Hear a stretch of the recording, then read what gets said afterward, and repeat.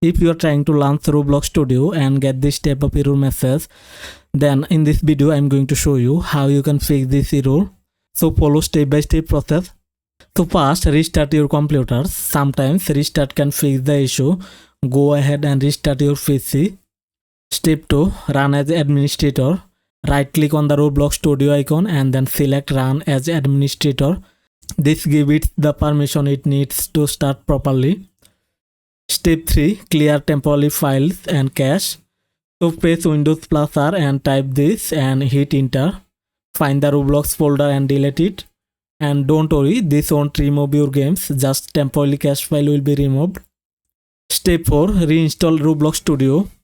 Uninstall Roblox completely from your computer and then go to the official Roblox website and download the latest version. Install it again and try open Roblox Studio. Step 5, check your internet connection.